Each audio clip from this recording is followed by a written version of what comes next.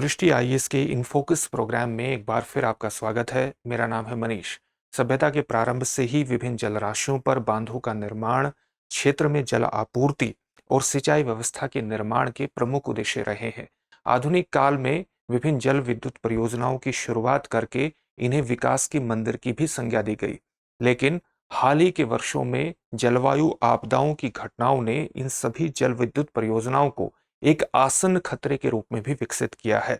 इसके कारण dam safety act, जिसे भारत सरकार ने वर्ष 2021 में पारित किया था, इस आसन्न खतरे के संदर्भ में महत्वपूर्ण हो जाता है।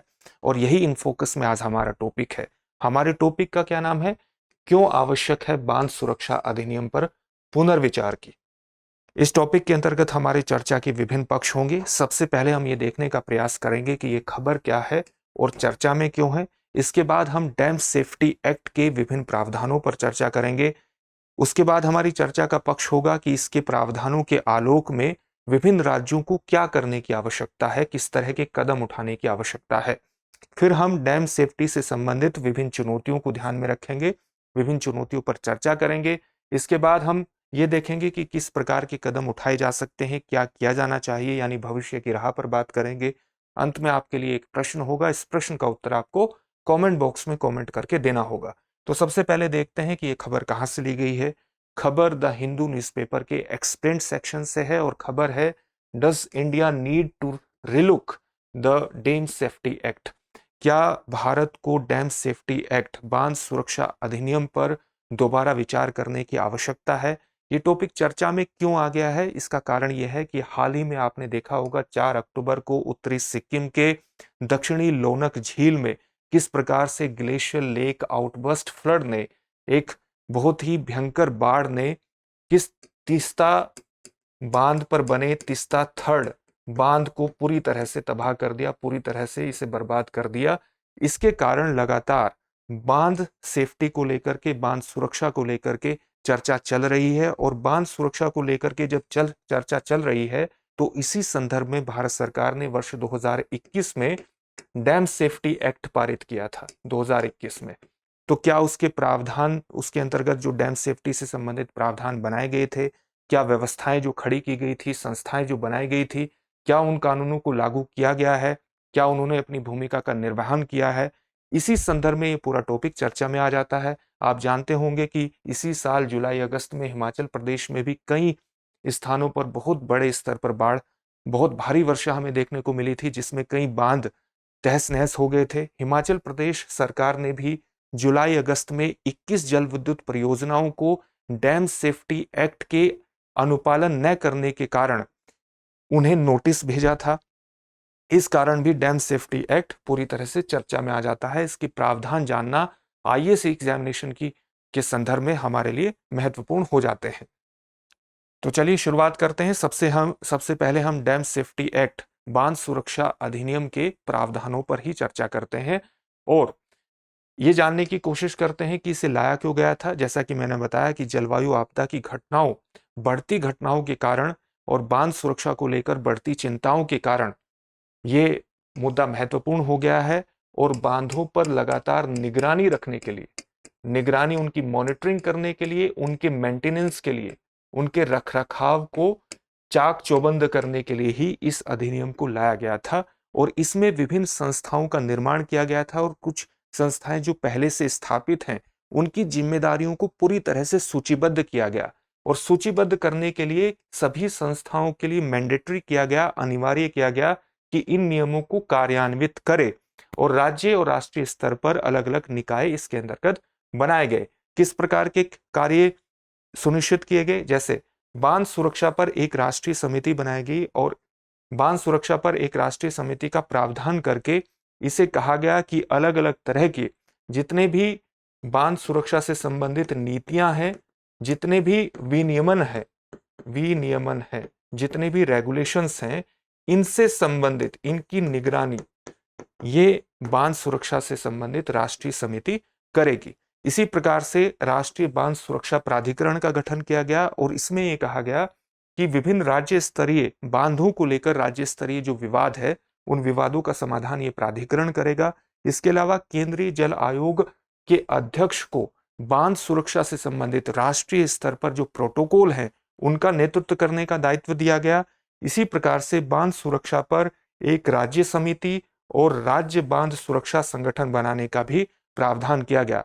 इसी को ध्यान में रखते हुए 17 अगस्त को इसी वर्ष सिक्किम राज्य द्वारा अपने यहाँ एक सिक्किम राज्य समिति, बांध सुरक्षा से संबंधित राज्य समिति बनाई गई और इस समिति में 9 सदस्य थे। इस 9 सदस्यों में उन्होंने बांध सुरक्षा से संबंधित जो विशेषज्ञ हैं, जैसे हाइड्रोलॉजी यानी जल विज्ञान विशेषज्ञ के साथ साथ जो बांध डिजाइन विशेषज्ञ हैं, उनको भी इसमें शामिल किया है। तो इस प्रकार के ये प्रावधान करती है। तो अगर ये प्रावधान करती है तो राज्य स्तर पर किस तरह के कार्य करने की आवश्यकता है?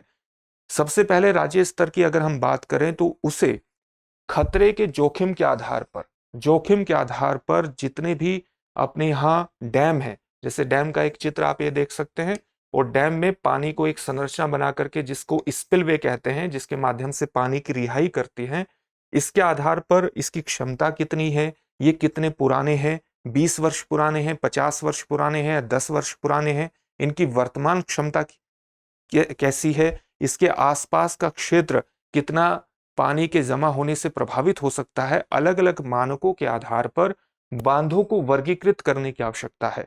बांधों को जब एक बार वर्गीकृत कर लें तो इनकी नियमित इनका निरीक्षण करने की भी आवश्यकता हो जाती है। निरीक्षण के बाद एक महत्वपूर्ण पक्ष आता है कि इनके आपातकालीन कार्य योजना, यानी अगर बांधों को लेकर किसी भी तरह की आपातकालीन स्थिति पैदा होती है तो उसका भी एक वर्क प्लान होना चाहिए और इसके संदर्भ में आपातकालीन बाढ़ चेतावनी प्रणाली भी स्थापित की जानी चाहिए। सुरक्षा समीक्षा समय समय पर होती रहनी चाहिए और आवधिक जोखिम मूल्यांकन भी इसके अंतर्गत होना चाहिए। तो राज्यों को ये सभी कार्य करने चाहिए। इसमें एक महत्वपूर्ण तथ्य ये निकल करके आता है कि राज्यों को इस जो प्रावधान डैम सेफ्टी एक्ट के अंतर्गत किया गया था, इसमें राज्यों को ये जिम्मेदारी दी गई थी कि वो बांधों की विफलता पर अपनी रिपोर्ट को, बांधों की जितनी भी विफलताएं, बांध विफलता से संबंधित जितनी भी घटनाएं उनके यहाँ घटती हैं, तो उस पर एक रिपोर्ट तैयार रखें और उसके रिकॉर्ड को भी ट्रैक करें, यानी उसको रिकॉर्ड करते रहें। इससे पहले, इस अधिनियम से पहले इस प्रकार की कोई भी संस्था नहीं थी जिसमें सिस्टमेटिक रूप से बांधों की विफलता का रिकॉर्ड रखने की, उसे रिपोर्ट करने की जिम्मेदारी किसी संस्था को दी गई हो। लेकिन इसके अंतर्गत राज्यों को यह जिम्मेदारी दी गई है। अब सवाल यह होता है कि अगर डैम सेफ्टी एक्ट कोई राज्य लागू नहीं करता है, कोई संस्था लागू नहीं करती है, तो क्या उसमें एक सजा का प्रावधान है? बिल्कुल, इसके अंतर्गत कार्रवाई का भी प्रावधान किया गया है और इसमें जुर्माने के साथ साथ दंडात्मक कार्रवाई यानी सजा का भी प्रावधान किया गया है। और दोनों, सजा या जुर्माना या दोनों हो सकते हैं। इसमें पहले टर्म में सजा देने के बाद इस सजा को दूसरी बार में 2 वर्ष तक भी बढ़ाया जा सकता है, यानी 2 वर्ष तक इसके अंतर्गत सजा का प्रावधान किया गया है। इसमें एक विशेष रूप से महत्वपूर्ण घटना फरवरी 2023 इसी वर्ष की है, जब सिक्किम हाई कोर्ट ने एक गति हाइड्रो पावर प्रोजेक्ट नाम की एक कंपनी थी, उसे 2 विधवा महिलाओं को डैम सेफ्टी एक्ट के अनुपालन न करने में, यानी गति हाइड्रो पावर प्रोजेक्ट ने डैम सेफ्टी एक्ट का अनुपालन नहीं किया और इसके कारण 2 विधवा महिलाओं को 70 लाख रुपए का भुगतान करने का निर्देश डैम सेफ्टी एक्ट के अंतर्गत दिया गया, जिसका तो ये अनुपालन का एक महत्वपूर्ण उदाहरण है। अब हम देखते हैं कि वास्तव में डैम सेफ्टी से संबंधित किस प्रकार की चुनौतियां आती हैं। हाल ही में जो सिक्किम में घटना घटी है, और सिक्किम में तीस्ता हर्ड बांध जो भारत की सबसे बड़ी विद्युत परियोजनाओं में से एक है, आप देख सकते हैं कि किस प्रकार से पूरी तरह से बह गया और इसी के कारण डैम सेफ्टी एक्ट पूरी तरह से चर्चा में आ गया है। तो इन दोनों के अंतर्गत हमें कानून और उसके कार्यान्वयन दोनों में ही कमी देखने को मिली है, दोनों के ही स्तर पर विफलता देखने को मिली है। तो डैम सेफ्टी एक्ट में किस प्रकार की कमी है? कमी यह है कि जोखिम आधारित निर्णय लेने और पारदर्शिता को प्रोत्साहित करने में यह विफल रहा है, यानी किसी भी डैम से संबंधित उसका जोखिम का पर्याप्त मूल्यांकन करने और मूल्यांकन करने के बाद जोखिम आधारित, किसी भी डैम से संबंधित जोखिम आधारित निर्णय लेने और पारदर्शिता यानी उससे संबंधित जितनी भी सूचनाएं हैं, कोई संस्था है तो उसकी जिम्मेदारी क्या है, वो किस तरह की रिपोर्ट जारी करता है, किस प्रकार के कार्य करता है, किस प्रकार के निर्णय लेता है, क्या उसका एजेंडा है, इसमें एक किस पारदर्शिता का अभाव है।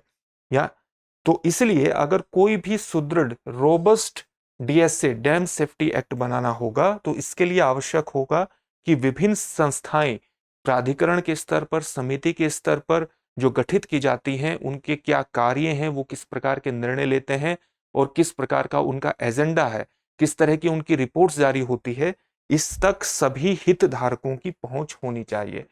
तो इसमें एक पारदर्शिता का तत्व आएगा और ये एक हितधारकों की पहुंच न होना एक महत्वपूर्ण चुनौती बनी हुई है। इसके कारण कोई भी संस्था सुचारू रूप से काम नहीं कर पाती, अपने अपने जो निर्धारित उद्देश्य हैं उन्हें पूरा नहीं कर पाती, क्योंकि उसमें उनसे प्रभावित होने वाले लोगों की ही भागीदारी नहीं है और इन सब के अभाव की वजह से वस्तुनिष्ठ निर्णय निर्माण का अभाव है, यानी ऑब्जेक्टिव डिसीजन मेकिंग का अभाव इसके अंतर्गत है। तो आगे की राह किस प्रकार की होनी चाहिए बांध सुरक्षा से संबंधित, इसमें कुछ विशेष चीजों का ध्यान रखा जाना चाहिए। जैसे जोखिम के आधार पर सुरक्षा मानकों को ध्यान में रखते हुए बांधों के डिजाइन तैयार किए जाने चाहिए और उन डिजाइन के आधार पर ही उनका निर्माण किया जाना चाहिए। जितने भी डैम सेफ्टी एक्ट में दिशा निर्देश दिए गए हैं, उन दिशा निर्देशों के अनुरूप इनका रखरखाव और संचालन होना चाहिए। वास्तविक समय में यानी समय समय पर इनके डेटा को रिकॉर्ड करता रहना चाहिए और इस डेटा रिकॉर्ड के आधार पर ही खतरनाक घटनाओं का मूल्यांकन करके भविष्यवाणी की जानी चाहिए, जिससे आपातकालीन योजनाएं भी स्थापित हो सके। आपातकालीन योजनाओं को बनाने में एक ये सब चीजें कारगर साबित हो सके। विभिन्न जो डैम होते हैं उनका जोखिम प्रोफाइलिंग तैयार होना चाहिए, जैसा कि अभी बताया गया था कि सभी डैमों का उनके जोखिम के आधार पर वर्गीकरण करना चाहिए, तो उनका जोखिम प्रोफाइलिंग तैयार होना चाहिए और उनका नियमित मूल्यांकन भी होता रहना चाहिए। किसी डैम की स्पिलवे क्षमता यानी जो स्ट्रक्चर होता है पानी को रोके रखने का, ये स्ट्रक्चर आप यहां देख सकते हैं, इसको स्पिलवे क्षमता, तो इस स्ट्रक्चर की कितने पानी को रोके रखने की क्षमता है और इसी प्रकार से अगर इसके बाहर से कोई इमरजेंसी के लिए पानी निकालने की व्यवस्था करते हैं तो यहां पर कितना पानी जमा हो सकता है। इस प्रकार के जितने भी मैट्रिक्स हैं उन सभी की समीक्षा होनी चाहिए और समीक्षा के आधार पर ही निर्णय लिया जाना चाहिए, ताकि अचानक अगर कोई आपदा घटित होती है मौसम के पैटर्न में हो रहे लगातार बदलाव की वजह से या किसी बादल फटने की वजह से या ग्लेशियर लेक बस्ट की वजह से, तो उन घटनाओं का इन स्ट्रक्चर्स पर नकारात्मक प्रभाव न पड़े और अगर पड़े तो बहुत सीमित स्तर पर ही पड़े। अंत में एक प्रश्न देख लेते हैं इस टॉपिक से संबंधित। प्रश्न क्या है, निम्नलिखित में से किस वर्ष भारत में बांध सुरक्षा अधिनियम पारित हुआ?